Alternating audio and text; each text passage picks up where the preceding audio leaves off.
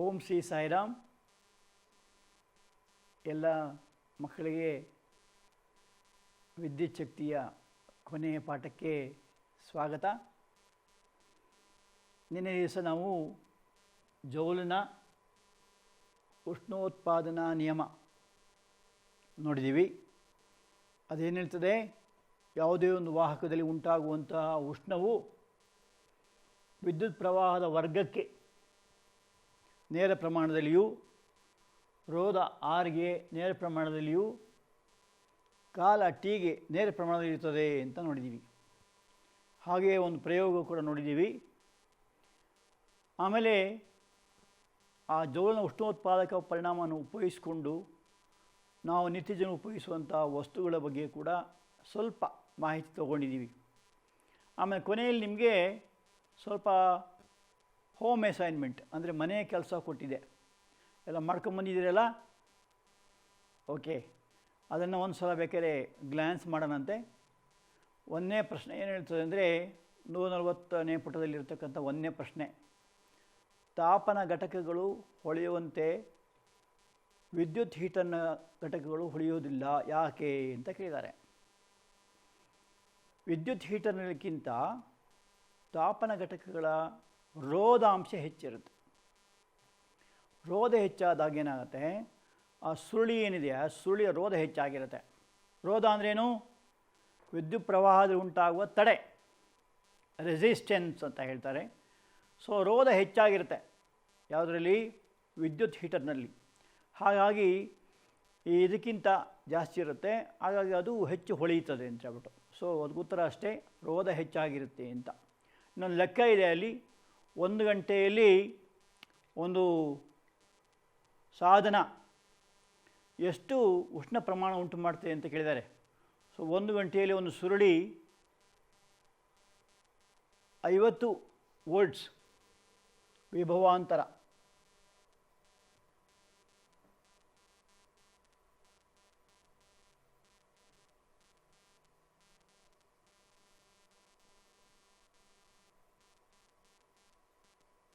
ವಿಭವಾಂತರಕ್ಕೆ English ಹೇಳ್ತಾರೆ voltage ಅಂತ ಕರೀತಾರೆ. ಸೊ ವಿಭವಾಂತರ ಕೊಟ್ಟಿದ್ದಾರೆ, ವಿ ಅಂತ ಹೇಳ್ತಾರೆ, 50 ವೋಲ್ಟ್ ಅಂತ. ಒಂದು ವಿದ್ಯುತ್ ಸಾಧನ ಇದೆ ಅಂತೆ, ಅದು 1 ಗಂಟೆಯಲ್ಲಿ 220 ವೋಲ್ಟ್ ಮೂಲಕ ಒಂದು 96,000 ಕೂಲಂಬ್. ಸೊ ಕ್ಯೂ ಒಂದು 96,000 ಕೂಲಂಬ್ ಅಂತ ಒಂದು ಮಾನ ನೀವು ಆಗಲೇ ಕೇಳಿದ್ದೀರಾ. ಅದು ಆ ವಿಜ್ಞಾನಿ ಹೆಸರಿದೆ ಇದೆ. ಅದು ಒಟ್ಟು ಎಷ್ಟು ಉಷ್ಣ ಪ್ರಮಾಣ ಉಂಟು ಮಾಡ್ತದೆ ಅಂತ ಕೇಳಿದ್ದಾರೆ. ಸೊ 50 ವೋಲ್ಟು 96,000 ಇದು ಆವೇಶಗಳಿದ್ದರೆ, ಸೊ ಉಷ್ಣ ಪ್ರಮಾಣ ಎಷ್ಟು ಮಾಡ್ತದೆ ಅಂತ.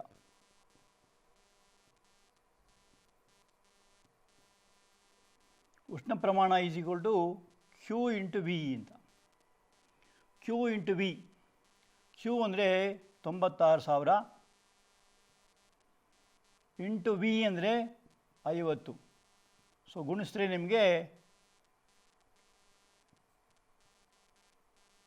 480 ಬರುತ್ತೆ, ಮತ್ತು 40.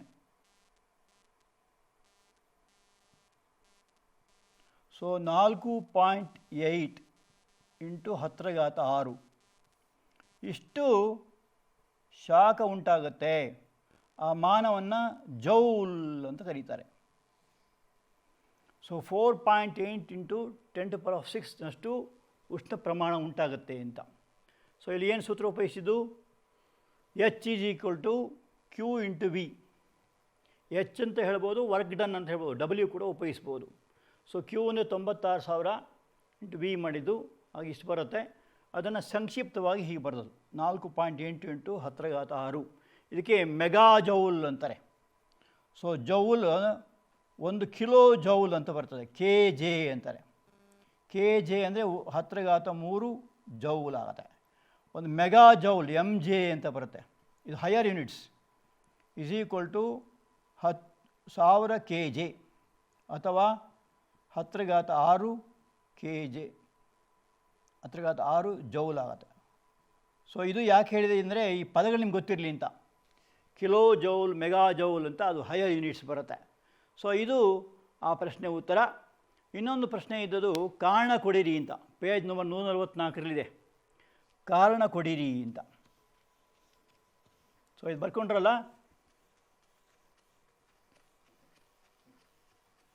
ಇಲ್ಲಿ ವಿಜ್ಞಾನದಲ್ಲಿ ಇದೊಂದು ಕಂಪಲ್ಸರಿ ಕ್ವಶನ್. ವೈಜ್ಞಾನಿಕ ಕಾರಣ ಕೊಡಿರಿ ಅಂತ ಕೇಳ್ತಾರೆ, ಯಾವಾಗಲೂ ಕಂಪಲ್ಸರಿಯಾಗಿ ಕೇಳ್ತಾರೆ. ಅದಕ್ಕೆ ನೀವು ಈ ನಿಯಮಗಳನ್ನು ಅಥವಾ ಈ ಸೂತ್ರಗಳನ್ನು ಆಧಾರ ಇಟ್ಕೊಂಡು ಹೇಳಬೇಕಾಗತ್ತೆ. ಉದಾಹರಣೆಗೆ ಒಂದನೇದಲ್ಲಿ ಏನು ಕೇಳಿದ್ದಾರೆ, ವಿದ್ಯುತ್ ದೀಪಗಳ ತಂತಿಯಲ್ಲಿ ಟಂಗ್ಸ್ಟನ್ ಯಾಕೆ ಉಪಯೋಗಿಸ್ತಾರೆ ಅಂತ. ಸೊ ವಿದ್ಯುತ್ ದೀಪ ನೋಡಿದಿಲ್ಲ, ನಿನ್ನೆ ನಾನೊಂದು ಸ್ಯಾಂಪಲ್ ತೋರಿಸಿದ್ದೀನಿ. ಅದರೊಳಗೆ ಒಂದು ಕಾಯಿಲ್ ಬರುತ್ತೆ, ಆ ಟಂಗ್ಸ್ಟನ್ ಕಾಯಿಲ್ ಅಂತ ಹೇಳ್ತಾರೆ. ಈಗ ಇಲ್ಲ, ಈಗ ಇಂಥ ವಿದ್ಯುತ್ ದೀಪಗಳೇ ಬರೋದಿಲ್ಲ, ಇವಾಗೆಲ್ಲ LED ಬಂದಿದೆ. ಸೊ ಈ ಥರ ಇರುತ್ತೆ. ಈ ಟಂಗ್ಸ್ಟನ್ ಕಾಯಿಲ್ ಯಾಕೆ ಟಂಗ್ಸ್ಟನ್ ಮಾಡ್ತಾರೆ ಅಂತ ಹೇಳ್ಬಿಟ್ಟು, ಟಂಗ್ಸ್ಟನ್ನ ಯಾಕೆ ಮಾಡ್ತಾರೆ ಅಂದರೆ ಅದರ ರೋಧ ಕೂಡ ಜಾಸ್ತಿ ಇರುತ್ತೆ ಮತ್ತು ಅದರ ಒಂದು ತಾಪ ಕೂಡ ಜಾಸ್ತಿ ಇರುತ್ತೆ. ಸುಮಾರು 3410 ಡಿಗ್ರಿ ಸೆಲ್ಸಿಯಸ್ ಅದರ ಕರಗುವ ಬಿಂದು. ಸೊ ಕರಗುವ ಬಿಂದು ಜಾಸ್ತಿ ಮತ್ತು ರೋಧ ಕೂಡ ಜಾಸ್ತಿ. ಸೊ ಏನಾಗುತ್ತೆ, ಬಲ್ಬಲ್ಲಿ ಅದನ್ನು ಉಪಯೋಗಿಸಿದಾಗ ಸ್ವಲ್ಪ ಭಾಗ ವಿದ್ಯುತ್ತು ಉಷ್ಣವಾಗಿ ಪರಿವರ್ತನೆ ಆಗುತ್ತೆ, ಇನ್ನು ಸ್ವಲ್ಪ ಭಾಗ ಬೆಳಕಾಗಿ ಪರಿವರ್ತನೆ ಆಗುತ್ತೆ. ಸೊ ಆದ್ದರಿಂದ ಟಂಗ್ಸ್ಟನ್ ಉಪಯೋಗಿಸೋ ಉದ್ದೇಶ ಎರಡು. ಒಂದು, ಅದರ ಕರಗುವ ಬಿಂದು ಜಾಸ್ತಿ. ಎರಡನೇದು, ಅದರ ಉಷ್ಣತೆಯನ್ನು ತಡ್ಕೊಳ್ಳೋ ಸಾಮರ್ಥ್ಯ ಕೂಡ ಜಾಸ್ತಿ ಅಂತ ಹೇಳಿಬಿಟ್ಟು. ಇನ್ನೊಂದು ಎರಡನೇ ಪ್ರಶ್ನೆ ಕೇಳಿದ್ದು, ಮಿಶ್ರಲೋಹವನ್ನು ಯಾಕೆ ಉಪಯೋಗಿಸ್ತಾರೆ ಅಂತ ಹೇಳ್ಬಿಟ್ಟು. ಮಿಶ್ರಲೋಹವನ್ನು ಈ ವಿದ್ಯುತ್ ಸಾಧನಗಳಲ್ಲಿ ಉಪಯೋಗಿಸ್ತಾರೆ ಅಂತ. ಮಿಶ್ರಲೋಹ ಅಂದರೆ ಏನು ಅಂತ ನೋಡೋಣ. ಲೋಹಕ್ಕೂ ಮಿಶ್ರಲೋಹಕ್ಕೆ ಏನು ವ್ಯತ್ಯಾಸ? ಮಿಶ್ರ ಹೆಸರೇ ಹೇಳುತ್ತೆ. ಮಿಶ್ರ ಅಂದರೆ ಒಂದಕ್ಕಿಂತ ಹೆಚ್ಚು ಅಂತ ಅರ್ಥ. ಸೊ ಉದಾಹರಣೆ ಲೋಹ ತಗೊಂಡಾಗ ತಾಮ್ರ, ಬೆಳ್ಳಿ, ಚಿನ್ನ, ಸೋಡಿಯಂ, ಪೊಟ್ಯಾಷಿಯಂ, ಕ್ಯಾಲ್ಸಿಯಂ, ಮೆಗ್ನೀಸಿಯಂ ಇವೆಲ್ಲ ಲೋಹಗಳು ಅಂತ ಕರೀತಾರೆ ಅಲ್ವಾ. ಆ ಲೋಹಗಳು ಸ್ವಲ್ಪ ಮೃದುವಾಗಿರ್ತವೆ, ಅದರ ಕರಗುವ ಬಿಂದು ಕೂಡ ಕಡಿಮೆ ಇರುತ್ತೆ, ಆದರೆ ಅವು ವಾಹಕಗಳಾಗಿರ್ತವೆ. ಆದರೆ 2 ಅಥವಾ 2ಕ್ಕಿಂತ ಹೆಚ್ಚು ಲೋಹಗಳು ಸೇರಿಸಿದಾಗ ಅದರ ಕರಗುವ ಬಿಂದು ಜಾಸ್ತಿ ಆಗುತ್ತೆ, ಬಾಳಿಕೆಯೂ ಜಾಸ್ತಿ ಆಗುತ್ತೆ, ಅದನ್ನು ಕಡಿಮೆ ಕ್ರಯದಲ್ಲೂ ಕೂಡ ಅದನ್ನು ಉಪಯೋಗಿಸ್ಬೋದಾಗುತ್ತೆ. ಸೊ ಅದಕ್ಕೆ ಮಿಶ್ರಲೋಹಗಳು ಅಂತ ಕರೀತಾರೆ. ಸೊ ಯಾವುದೇ ಒಂದು ವಿದ್ಯುತ್ತಿನ ಸಾಲಕರಣೆಗಳಲ್ಲಿ ಮಿಶ್ರಲೋಹನ ಯಾಕೆ ಉಪಯೋಗಿಸ್ತಾರೆ ಅಂತ. ಸೊ ಮಿಶ್ರಲೋಹ ಉಪಯೋಗಿಸೋ ಉದ್ದೇಶ ಏನಂದರೆ ಅದು ಹೆಚ್ಚಿನ ಶಾಖ ತಡ್ಕೊಳ್ತದೆ ಅಂತ. ಸೊ ಒಂದನೇದು ರೋಧ ಹೆಚ್ಚಾಗಿರ್ತದೆ. ರೋಧಶೀಲತೆ ಅಂತ ಒಂದು ಪದ ಬಂದಿತ್ತು, ನಿಮ್ಗೆ ನೆನಪಿರ್ಬೋದು. ರೋಧಶೀಲತೆ ಅದನ್ನು R = ρ × L/A ಅಂತ ಒಂದು ಸೂತ್ರ ಮಾಡಿದ್ದೀವಿ. ಇಲ್ಲಿ ರೋವನ್ನು ರೋಧಶೀಲತೆ ಅಂತ ಕರೀತಾರೆ, R × A/L. ಇದು ಪ್ರತಿಯೊಂದು ವಸ್ತುವಿಗೂ ಈ ರೋಧಶೀಲತೆ ಎಂಬುದು ಭಾಳ ಮುಖ್ಯ. ಸೊ ಹಾಗೆ ಮಿಶ್ರಲೋಹಗಳಲ್ಲಿ ರೋಧಶೀಲತೆ ಹೆಚ್ಚಾಗಿರುತ್ತದೆ. ಅಂದರೆ ಉಷ್ಣವನ್ನು ತಡ್ಕೊಳ್ತವೆ, ಅವುಗಳು ಹೆಚ್ಚು ಕಾಲ ಬಾಳಿಕೆ ಬರ್ತವೆ ಮತ್ತು ನೋಡಲಿಕ್ಕೆ ಕೂಡ ಚೆನ್ನಾಗಿರ್ತವೆ ಅಂತ ಹೇಳ್ಬಿಟ್ಟು ಹೇಳಬೇಕಾಗತ್ತೆ. ಸೊ ಇನ್ನೊಂದು ಪ್ರಶ್ನೆಯಲ್ಲಿ ಇರುವಂಥದ್ದು, ಈ ಗೃಹ ಬಳಕೆಯ ಒಂದು ಇದರಲ್ಲಿ ಈ ಸರಣಿ ಜೋಡಣೆ ಯಾಕೆ ಉಪಯೋಗಿಸೋದಿಲ್ಲ ಅಂತ ಕೇಳಿದ್ದಾರೆ. ಗೃಹ ಬಳಕೆಯಲ್ಲಿ ಅಂದರೆ ಮನೆಯ ಎಲೆಕ್ಟ್ರಿಸಿಟಿ ಇದರಲ್ಲಿ ಯಾವಾಗಲೂ ಸಮಾನಾಂತರ ಜೋಡಣೆ ಮಾಡ್ತಾರೆ. ಯಾಕೆ ಅಂತ ಕೇಳಿದ್ದಾರೆ. ಸಮಾನಾಂತರ ಜೋಡಣೆ ನಾನು ನಿನ್ನೆ ತನಕ ಅದನ್ನು ಪ್ರಸ್ತಾಪ ಮಾಡಿದ್ದೀನಿ. 2 ಥರ ಜೋಡಣೆಗಳು. ಒಂದು ಸಮಾನಾಂತರ ಜೋಡಣೆ, parallel circuit, resistances in parallel. ಇನ್ನೊಂದು ಸರಣಿ ಜೋಡಣೆ, ರೆಸಿಸ್ಟೆನ್ಸಸ್ ಇನ್ ಸೀರೀಸ್ ಅಂತ. ರೆಸಿಸ್ಟೆನ್ಸ್ ಇನ್ ಸೀರೀಸ್ ಆದರೆ RS, R1 + R2 + R3 ಜ್ಞಾಪಿಸ್ತಾ ಇದ್ದೀನಿ. ಸಮಾನ ಜೋಡಣೆಯಲ್ಲಿ ವ್ಯುತ್ಕ್ರಮ RP 1/RP = 1/R1 + 1/R2 plus 1/R3. So ವ್ಯುತ್ಕ್ರಮಗಳು, ಪ್ರತಿಯೊಂದು ರೋಧಗಳ ವ್ಯುತ್ಕ್ರಮಗಳ ಮೊತ್ತವು ಸಮಾರೋಧದ ವ್ಯುತ್ಕ್ರಮಕ್ಕೆ ಸಮನಾಗಿರುತ್ತೆ ಅಂತ. ಸೊ ಇಲ್ಲಿ ಪ್ರಶ್ನೆ ಏನು ಅಂದರೆ, ಮನೆಗಳಲ್ಲಿ ಸಮಾನಾಂತರ ಜೋಡಣೆ ಇಟ್ಕೊಳ್ತಾರೆ, ಸರಣಿ ಜೋಡಣೆ ಇಟ್ಕೊಳ್ಳೋಲ್ಲ ಯಾಕೆ ಅಂತ ಕೇಳ್ತಿದ್ದಾರೆ. ಉದಾಹರಣೆಗೆ ಈಗ ನಿಮ್ಮ ಮನೆಯ ಒಳಗೆ ಒಂದು ಕೋಣೆ ಒಳಗಡೆ ಒಂದು ಬಲ್ಬ್ ಇದೆ, ಆಮೇಲೆ ಒಂದು ಟಿ ವಿ ಇದೆ, ಆಮೇಲೆ ಒಂದು ಇಸ್ತ್ರಿ ಪೆಟ್ಟಿಗೆ ಇದೆ, ಆಮೇಲೆ ಈ ಥರ ಎಲ್ಲ ಹಲವಾರು ಸಾಧನಗಳಿದೆ ಅಂತ ತಿಳ್ಕೊಳ್ಳಿ. ಆವಾಗ ಯಾವುದಾದ್ರು ಒಂದಕ್ಕೆ ಟ್ರಬಲ್ ಬಂತು ಅಂದರೆ ಸರಣಿ ಜೋಡಣೆ ಮಾಡಿದರೆ ಏನಾಗುತ್ತೆ, ಒಂದು ಸ್ವಿಚ್ಚಿಂದ ಎಲ್ಲ ಹತ್ಕೊಳ್ಳುತ್ತೆ. ನಾವು ನೋಡಬೇಕಾದ್ರೂ ಟಿ ವಿ ರಿಪೇರಿ ಮಾಡಬೇಕಂತ ತಿಳ್ಕೊಳ್ಳಿ, ಬಲ್ಬು ಹಾಕಬೇಕು, ಇಸ್ತ್ರಿ ಪೆಟ್ಟಿಗೆ ಹಾಕಬೇಕು, ಎಲ್ಲನೂ ಆನ್ ಆಗುತ್ತೆ, ಆಗ ಕರೆಂಟ್ ವೇಸ್ಟ್ ಆಗುತ್ತೆ. ಅದೇ ನಾವು ಸಮಾನದ ಜೋಡಣೆ ಮಾಡಿದಾಗ ಟಿ ವಿ ಮಾತ್ರ ಕನೆಕ್ಷನ್ ತಪ್ಪಿಸಿದ್ರೆ ಸಾಕಾಗುತ್ತೆ, ಬಲ್ಬನ್ನು ಕನೆಕ್ಷನ್ ತಪ್ಪಿಸ್ಬೇಕಾಗಿಲ್ಲ, ಯಾವುದು ಕನೆಕ್ಷನ್ ತಪ್ಪಿಸ್ಬೇಕಾಗಿಲ್ಲ. ಒಂದು. ಎರಡನೇದು, ರೋಧ ಹೆಚ್ಚಿರುತ್ತೆ, ಸರಣಿ ಜೋಡಿ ರೋಧ ಹೆಚ್ಚಿರುತ್ತೆ, ಆವಾಗ ಏನಾಗ್ತದೆ, ವಿದ್ಯುತ್ ಪ್ರವಾಹ ಹೆಚ್ಚು ಬೇಕಾಗುತ್ತೆ. ಇಲ್ಲಿ ರೋಧ ಕಡಿಮೆ ಇರುತ್ತೆ, ವಿದ್ಯುತ್ ಪ್ರವಾಹ ಕಡಿಮೆ ಸಾಕಾಗುತ್ತೆ. ಸೊ ಆದ್ದರಿಂದ ಗೃಹ ಬಳಕೆ ವಿದ್ಯುತ್ ಸಾಧನಗಳಲ್ಲಿ ಯಾವಾಗಲೂ ಕೂಡ ಸಮಾನಾಂತರ ಜೋಡಣೆಯನ್ನು ಮಾಡ್ತಾರೆ. ಯಾವುದಾದ್ರು ನೀವು, ನಾನು ನಿನ್ನೆ ಅದನ್ನು ಕೂಡ ಹೇಳಿದೆ, ಮದುವೆ ಸಮಾರಂಭ ಎಲ್ಲ ಸಮಾರಂಭಗಳಲ್ಲಿ ಸೀರಿಯಲ್ ಸೆಟ್ಸ್ ಅಂತ ಇರ್ತದೆ, ಅದೆಲ್ಲ ಪ್ಯಾರಲ್ ಕನೆಕ್ಷನ್ ಮಾಡಬೇಕಾಗುತ್ತೆ. ಇಲ್ಲಾಂದರೆ ಏನಾಯ್ತು, ಒಂದು ಬಲ್ಬ್ ಕೆಟ್ಟೋದ್ರೆ ಎಲ್ಲನೂ ಚೆಕ್ ಮಾಡಬೇಕಾಗುತ್ತೆ ಒಂದು ಕಡೆಯಿಂದ, ಅದಕ್ಕೆ ಬಹಳ ತೊಂದರೆ ಆಗುತ್ತೆ. ಅದಕ್ಕೋಸ್ಕರ ಅದನ್ನು ಹಾಗೆ ಮಾಡಿದ್ದಾರೆ ಅಂತ ಹೇಳ್ಬಿಟ್ಟು. ಇನ್ನೊಂದು ಕ್ವಶನ್ ಏನು ಕೇಳಿದ್ದಾರೆ, ನಮ್ಮ ಒಂದು ತಂತಿಗಳು ದಪ್ಪ ಯಾಕಿರುತ್ತೆ ಅಂತ ಕೇಳಿದ್ದಾರೆ. ವಿದ್ಯುತ್ ಸಾಧನಗಳಲ್ಲಿ ತಂತಿ ದಪ್ಪ ಇರೋದು ಯಾಕೆ ಅಂತ. ಸೊ ದಪ್ಪ ತಂತಿಗಳು, ಈ ಸೂತ್ರ ಪ್ರಕಾರ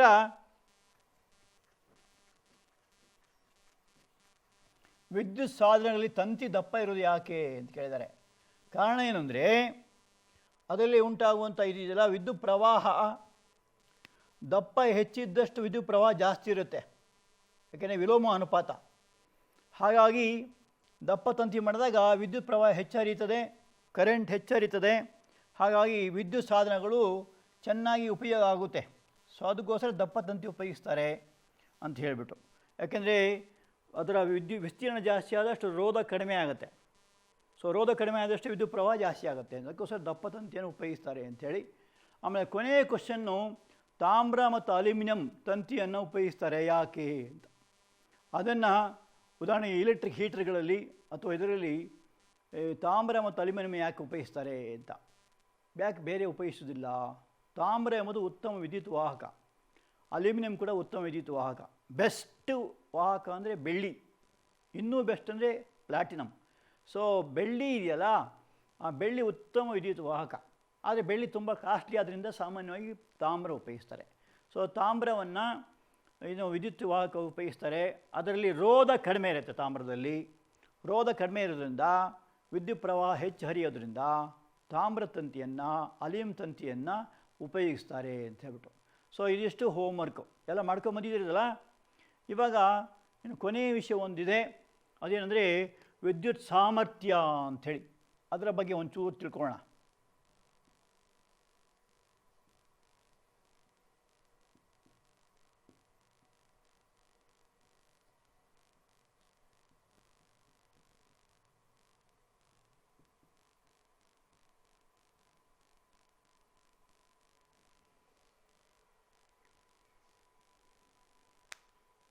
ಒಬ್ಬ ಹುಡುಗ ಬಾಯ್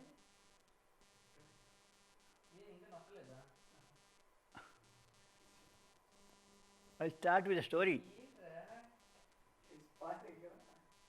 ಇಂಗ್ಲೆಂಡ್ನ ಒಂದು ಶಾಲೆಯಲ್ಲಿ ಒಂದು ಸಣ್ಣ ಕಥೆ ಹೇಳ್ತೀನಿ, ಕೇಳ್ತೀರಾ? ಒಂದು ಶಾಲೆಯಲ್ಲಿ ಒಬ್ಬ ಸ್ಟೂಡೆಂಟು, ಅವನು ಸ್ವಲ್ಪ ಕಲೀಲಿಕ್ಕೆ ಹಿಂದೆ, ಮುಖ್ಯವಾಗಿ ಅವನಿಗೆ ಗಣಿತ ಮತ್ತು ವಿಜ್ಞಾನ ಅಂದರೆ ಆಗೋಲ್ಲ. ನಿಮ್ಮಲ್ಲಿ ಅಂಥವ್ರು ಕೆಲವರು ಇರ್ಬೋದು. ಕೆಲವರು ಹೋಗುವಾಗ ನಮಸ್ಕಾರಕ್ಕೆ ಹೋಗ್ತಾರೆ, ಸೈನ್ಸ್ ಟೀಚರಿಗೆ, ಮ್ಯಾಥ್ಸ್ ಟೀಚರಿಗೆ, ಸರ್ ನಿಮಗೂ ನಿಮ್ಮ ಗಣಿತಕ್ಕೂ ನಮಸ್ಕಾರ ಅಂತಾರೆ. ತಲೆಗೆ ಹತ್ತಲ್ಲ, ಕೆಲವು ವಿಜ್ಞಾನ ತಲೆ ಹತ್ತಲ್ಲ. ಈ ಹುಡುಗ ಯಾರಿದ್ದಾನೆ, ಅವನಿಗೆ ವಿಜ್ಞಾನ ಅಂದರೆ ಆಗೋಲ್ಲ. ಅವನಿಗೆ ಏನು ಮಾಡಿದರೂ ಅದು ಸೂತ್ರಗಳೆಲ್ಲ ಅರ್ಥ ಆಗ್ತಿರಲಿಲ್ಲ.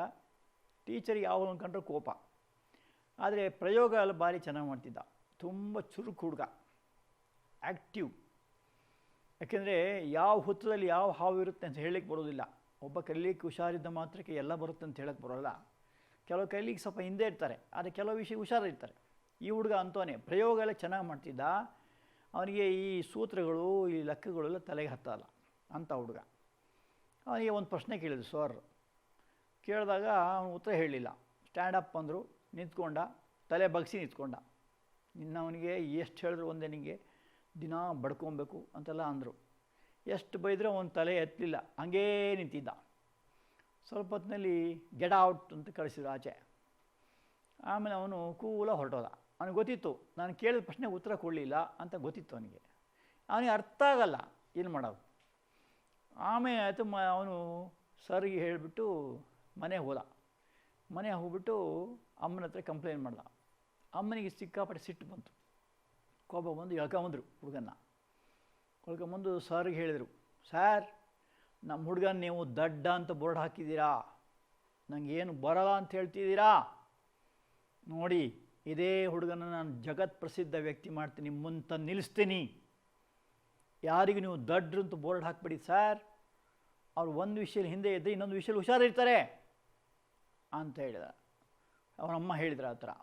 ಆವಾಗ ಹೇಳಿದರು, ಓಹೋ ಕರಿ ನಾಯಿನ ಉಜ್ಜಿ ಉಜ್ಜಿ ಉಜ್ಜಿ ಉಜ್ಜಿ ಎಷ್ಟು ಉಜ್ಜಿದ್ರು ಬಿಳಿ ಆಗುತ್ತಾ, ಕರಿ ನಾಯಿ ಕರಿಯಾಗಿ ಇರುತ್ತೆ ಅಂದರು.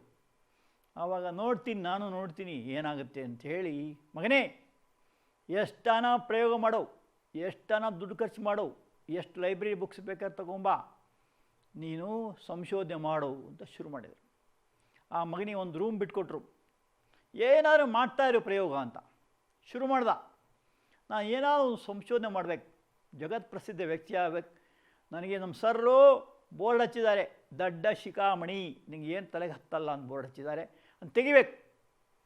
ತಂದೆ ತಾಯಿ ಒಳ್ಳೆಯ ಹೆಸರು ತರಬೇಕು. ಸ್ವಾಮಿ ಇದನ್ನು ಯಾವಾಗಲೂ ಹೇಳ್ತಿರ್ತಾರೆ, ತಂದೆ ತಾಯಿಗೆ ಒಳ್ಳೆಯ ಹೆಸರು ತರಬೇಕು ಅಂತ ಹೇಳ್ಬಿಟ್ಟು, ಕೀರ್ತಿವಂತರಾಗಬೇಕು ಅಂತಾರೆ. ಅವನೇನು ಮಾಡ್ದ, ಒಂದೊಂದೇ ವೈರ್ ಜೋಡಿಸೋದು, ತಂತಿ ಜೋಡಿಸೋದು ಎಲ್ಲ ಮಾಡ್ತಾ ಬಂದ. ಹೀಗೆ 999 ಪ್ರಯೋಗ ಮಾಡ್ದ, ಎಲ್ಲ ಫೇಲ್ ಆಯಿತು. ಅವನಿಗೇನು ಉತ್ತರ ಸಿಗಲಿಲ್ಲ. ಕೊನೆಗೆ 1000ನೇ ಎಕ್ಸ್ಪೆರಿಮೆಂಟು, 1000th ಎಕ್ಸ್ಪೆರಿಮೆಂಟು, ಅದೇ ಬಲ್ಬ್, ವಿದ್ಯುತ್ ಬಲ್ಬ್ ಅಂತೇನಿದೆ ಅದನ್ನು ಕಂಡುಹಿಡ್ದ. ಸೊ ಥಾಮಸ್ ಆಲ್ವಾ ಎಡಿಸನ್ ಇವತ್ತೂ ನೆನೆಸ್ಕೊಳ್ತಾರೆ. ಆ ಅಮ್ಮ ಏನು ಮಾಡಿದರು, ಆ ಸಂಶೋಧನೆ ಆದಮೇಲೆ ಅವನಿಗೆ ಸಿಕ್ತು, ನೋಬೆಲ್ ಪ್ರೈಸ್ ಸಿಕ್ತು. ಆಗ ಅಮ್ಮ ಎಳ್ಕೊಂಬಂದರು ಆ ಮಗನನ್ನು. ಅದೇ ಸರ್ ಅಂತ ಕರ್ಕೊಂಬಂದರು. ಸಾರ್ ನಿಮ್ಮ ಹುಡುಗ ಭಾರಿ ದಡ್ಡ ಅಂತ ಹೇಳಿಬಿಟ್ಟು ಆಚೆ ಹಾಕಿದ್ದಾರೆ ನೋಡಿ ಸರ್, ಅದೇ ಹುಡುಗ ಇವನು ಥಾಮಸ್ ಆಲ್ವಾ ಎಡಿಸನ್. ಅವನು 1000 ಎಕ್ಸ್ಪೆರಿಮೆಂಟ್ ಮಾಡಿದ್ದಾನೆ. ಇವಾಗ ಈ ಹೊಸದಾಗಿರ್ತಕ್ಕಂಥ ಬಲ್ಬ್ ಕಂಡುಹಿಡಿದಾನೆ. ಸೊ ವಿದ್ಯುತ್ ಬಲ್ಬನ್ನು ಹುಡುಕಬೇಕಾದ್ರೆ ಅದು ಹಿಂದೆ ಬಹಳಷ್ಟು ಸಂಶೋಧನೆಗಳಾಗಿರುತ್ತೆ. ಹಾಗೆ ಯಾವುದೇ ವಸ್ತು ಆಗಲಿ, ಇವತ್ತು ನಾವು ಎಲೆಕ್ಟ್ರಿಕ್ ಟ್ರೈನ್ ಅಂತೇನಿದೆ, ಆ ಟ್ರೈನ್ ಬರಬೇಕಾದ್ರೆ ಹಿಂದುಗಡೆ ತುಂಬ ಕೆಲಸ ಆಗಿರುತ್ತೆ. ಫಸ್ಟ್ ಟೈಮ್ ಟ್ರೈನ್ ಬಂದಾಗ ಜನರು ಕಿರ್ಚಾಡಿ ಕೂಗಾಡಿ ಕುಪ್ಪಳಿಸಿದರು. ಬಸ್ ಬಂದಾಗ, ವಿಮಾನ ಬಂದಾಗ, ಹೀಗೆಲ್ಲ ಸಂಶೋಧನೆ, ಕಂಪ್ಯೂಟರ್ ಬಂದಾಗ, ಟೆಲಿವಿಷನ್ ಬಂದಾಗ, ಮೊದಲು ಟೆಲಿವಿಷನ್ ದೊಡ್ಡದಾಗಿ ರೂಮ್ ಸೈಜ್ ಇರ್ತಾಯಿತ್ತು. ಇವಾಗ ಚಿಕ್ಕದಾಗಿದೆ, ಈಗ ಮೊಬೈಲೆಲ್ಲ ಬಂದುಬಿಟ್ಟಿದೆ.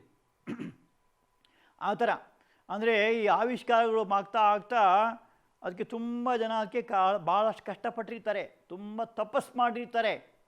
ಹಾಗೆ ಥಾಮಸ್ ಆಲ್ವಾ ಎಡಿಸನ್ ಹುಡುಕಿದಂಥ ಒಂದು ಮುಖ್ಯವಾದ ಸಂಶೋಧನೆ ಅಂದರೆ ವಿದ್ಯುತ್ ಬಲ್ಬ್ ಅಂತ. ಅದರ ಬಗ್ಗೆ ನಿನ್ನೆ ನಾನು ಪರಿಚಯ ಮಾಡಿದ್ದೀನಿ.